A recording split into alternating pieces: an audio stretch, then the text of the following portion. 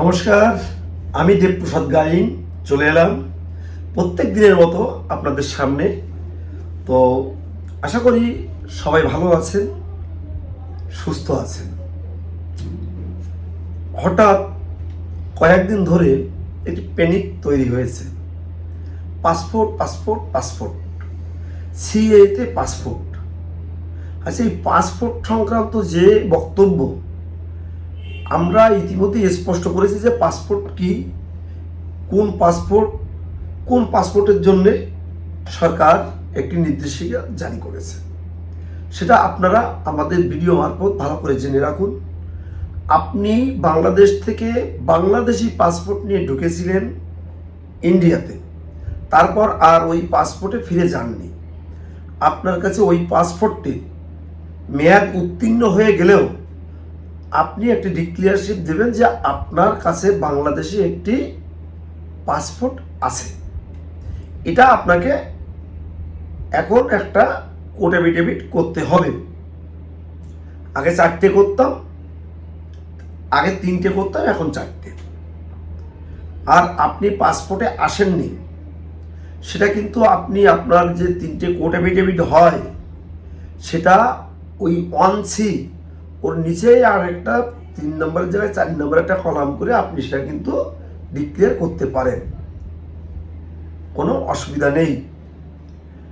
অনেকে বলছেন আমার বাংলাদেশি পাসপোর্ট না, আমার ইন্ডিয়ান পাসপোর্ট আছে, এটাও আমার জমা দিয়ে দিতে হবে। তাহলে কেমন হবে?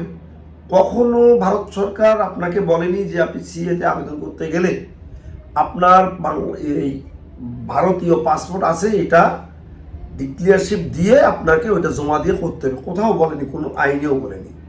সেহেতু আপনারা চিন্তা করবেন না, পাসপোর্ট প্যানিকটি মাথার থেকে উড়িয়ে দিয়ে সিএতে আবেদন করতে হবে। এটাই হচ্ছে আমাদের এখনকার একটি যুদ্ধকালীন পরিস্থিতির মতো আমাদের তৎপর হয়ে এগিয়ে চলতে হবে। তার কারণ আজকে যদি আমরা যুদ্ধকালীন পরিস্থিতির মতো একেবারে দ্রুততার সহিত আমরা সিএতে আবেদন না করি, তাহলে আমাদের জন্য অনেক কিছু অপেক্ষা করছে, অনেক কিছু। দেখুন, হিন্দু, বৌদ্ধ, খ্রিস্টান, শিখ, জৈন, পারসি, এই 6 সম্প্রদায়ের পরেও এখানে কিছু সম্প্রদায় আছে। তাদের যদি এখানে থাকতে হয়, তারা যদি নিতান্তই থেকে যায়, তাহলে কিন্তু তাদের ওয়ার্ক পারমিট নিয়ে থাকতে হবে, এমন চিন্তা ভাবনাও কিন্তু কেন্দ্র সরকার করছে।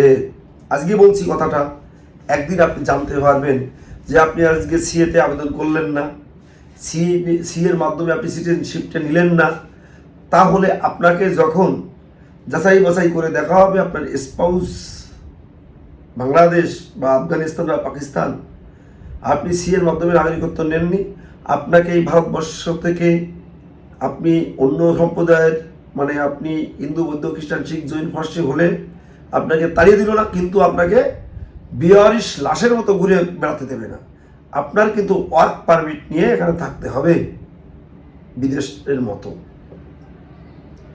এখান থেকে 10 বছরের পিছনের ভারতবর্ষ আর আজকের ভারতবর্ষ আকাশ পাতাল ব্যবধান। ভারতবর্ষে থাকতে গেলে আপনাকে নির্দিষ্টভাবে এখানকার সুস্থ সুন্দর নাগরিকত্ব নিয়ে আপনাকে এখানে থাকতে হবে এবং ভদ্রভাবেই থাকতে হবে। এর বাইরে আর কোনো দ্বিতীয় অপশন নেই। আমরা আজকে 3 বছর অক্লান্ত পরিশ্রম করছি এই সিএএ নিয়ে।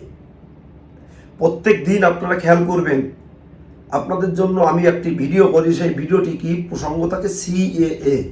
কেন প্রত্যেক দিন একই প্রসঙ্গ নিয়ে আমি ভিডিওটি করি? তার কারণ আপনাদের চোখের থেকে যেন সিএ কথাটা আড়াল না হয়ে যায়, আপনাদের মাথার ভিতরে যেন সবসময়ের জন্য ফেসবুক, হোয়াটসঅ্যাপ ঘেটলে আপনি সিএএ সম্পর্কে কিছু না কিছু কথা দেখতে পারেন। তাহলে অন্তত 10 বার, 15 বার, 20 বার দেখার পরে একবার না একবার আপনার মাথায় স্ট্রাইক করবে যে না, ছেলেটা সিএ বলছে, কেন বলছে, এর গুরুত্বটা কতটুকু, সেটা আপনাদের মাথায় যখন ঢুকবে অবশ্যই আপনারা সিএতে আবেদন করবেন। আমি জানি, এবং ইতিমধ্যে আমি এই ভিডিও করার মাধ্যমে প্রচুর লোক উপকৃত হয়েছে। দেখুন, অনেকেই বলেন যে আপনি ভিউ নেওয়ার জন্য এই সমস্ত ভিডিও করেন, এই করার জন্য এই করেন। আমার এই ইউটিউবের এই 2 পয়সা দিয়ে আমার পেট চালানোর প্রয়োজন হয় না, এটা মাথায় রাখবেন। আমার লড়াই, আমার উদ্বাস্তু মানুষ যারা অনেক কষ্ট করে, অনেক দুঃখ বেদনা যন্ত্রণা সহ্য করে কাঁটাতারের বেড়া ডিঙিয়ে এখানে চলে এসেছে, এসে এখানেও তারা পরবাসীর মতো জীবনযাপন করে। এমন এমন মানুষ আছে যারা বাড়িতে কি বলবো, মানে ন্যূনতম মনে করো যে আপনার বাড়িতে কাজ করারও যোগ্যতা তার নেই, বা আপনার বাড়ির চৌঘাটে ঢোকার যোগ্যতা নেই, সেই লোকটিও আপনাকে বলে আঙাল বাঙাল কাঙাল। এগুলো সত্যি বেদনাদায়ক, কষ্টের। হয়তো আপনি বাংলাদেশে যখন ছিলেন কোনো কলেজের প্রফেসর ছিলেন, প্রিন্সিপাল ছিলেন, কোনো ভালো একটি হাসপাতালের ডাক্তার ছিলেন, গ্রামে আপনি মেম্বার ছিলেন, চেয়ারম্যান ছিলেন, গ্রামে আপনার প্রভাব প্রতিপত্তি ছিল, কিন্তু আপনি ওপারের থেকে এপারে চলে আসলেন যে না, এখানে আমার ধর্ম নিয়ে বাঁচতে পারছি না, নিজের বউ বাচ্চা ছেলে মেয়ে তাদের উপরে অত্যাচার হচ্ছে, তারা ইপটিজিংয়ের শিকার হচ্ছে। আপনি এখানে চলে আসলেন, আপনার ওখানে বিশেষ বিশেষ পোর্টফোলিও ছিল, সরকারি চাকরি ছিল। এখানে আসার পরে এমন এমন মানুষ আছে যারা, আবারও বলছি যে আপনার বাড়ির চৌকাঠ ডিঙানোর মতো যোগ্যতা ছিল না, সেই মানুষটি যখন আপনাকে বিদ্রুপ করে, সেই মানুষটি যখন আপনাকে ঠাট্টা করে, আপনি কাঙাল, আপনি বাঙাল, আপনি বাংলাদেশ থেকে এসছেন, তখন আপনার জীবনে সারা জীবনের যে অর্জন, সারা জীবনের যে মানসিক একটা স্বস্তি শান্তি, সেটা আপনার মন থেকে উড়ে যায়, মাথার ভিতরে বাসা বাঁধে যে দেশ ত্যাগ করে কি ভুল করলাম। ওখানে ছিলাম, তাও অন্তত আমাদের তারা 2-1 ঘা গুঁতো দিত, পাশে আরেকজন অন্তত বলতো না উনি মাস্টারমশাই, উনি প্রিন্সিপাল, উনি একজন শিক্ষক, উনি একজন ডাক্তার, ওনাকে এত বড় অপমান করা যায় না। আমি দেখেছি এখানে, সত্যি কথাই বলছি, এমন এমন মানুষ আছে যারা আমরা বাংলাদেশে তাদের দেখেছি, কোনো কলেজের প্রিন্সিপাল, কোনো একটা হাসপাতালে ভালো ডাক্তারি করতো, তাদের সাথে ন্যূনতম যাদের শিক্ষাগত যোগ্যতা নেই বা আছে, এরকম মানুষ এমন এমন ব্যবহার করে যেটা দেখলে সত্যি কষ্টে বুক ভেঙে যায়। যার বাবা ঠাকুর দাদারা মানে চোখের দিকে তো দূরের কথা, পায়ের দিকে তাকিয়ে কথা বলার যোগ্যতা রাখতো না, তার ছেলে 5 বছর এই দেশে এসে একটু ওই চোরের দলে টলে নাম লিখিয়ে বড় এক নেতাগিরির ভাব দেখিয়ে তারা আমাদের সাথে ভাব দেয়। সে সমস্ত দেখলে যন্ত্রণা হয়, কষ্ট হয়, মনে হয় আরেকবার ঘুরে দাঁড়ায়। তারপরেও আবার মাথাটা আস্তে আস্তে ঠান্ডা করে যে জীবনের সামনের যে সময়গুলো আছে সেগুলো সুস্থ সুন্দরভাবে উপভোগ করি, সুন্দরভাবে ঘরে ঘুমাই। কিন্তু আমি বলতে চাই যে প্রত্যেকটা মানুষ তার ব্যক্তিগত, তার ব্যক্তি সত্তা আছে, তার সম্মান আছে, সে তার সম্মান নিয়ে বাঁচতে চায়। কিন্তু যদি আপনারা এই সম্মান নিয়ে সিনিমিনি খেলেন, তাহলে তার ফল তো ভালো হওয়ার কথা নয়। আপনি আপনার শিক্ষাগত যোগ্যতা না থাকতে পারে, আপনার গ্রন্থগত বিদ্যা না থাকতে পারে, আপনি তো একজন ভালো মানুষ হতে পারেন। আপনি এই সমস্ত বাঙালিদের আঙাল বাঙাল কাঙাল বলে বিদ্রুপ করতে পারেন না। এগুলোর থেকে আপনারা অন্তত নিজেদের একটু গুটিয়ে রাখার চেষ্টা করুন। আমরাও মানুষ, ঘুরে আমাদের দাঁড়াতে 1 মিনিট সময় লাগে না। তাই বলবো, জীবনে চলার পথে আমরাও অনেক ভুল করেছি, আপনারাও করেছেন। সেই সব ভুল শুধরে নিয়ে এই পূর্ববঙ্গ থেকে যে সমস্ত উদ্বাস্তু মানুষগুলো এসেছে, তাদের একটু সহযোগিতা করুন, তাদের পাশে দাঁড়ান। এটাই হচ্ছে আমাদের আপনাদের কাছে করজোড়ে অনুরোধ।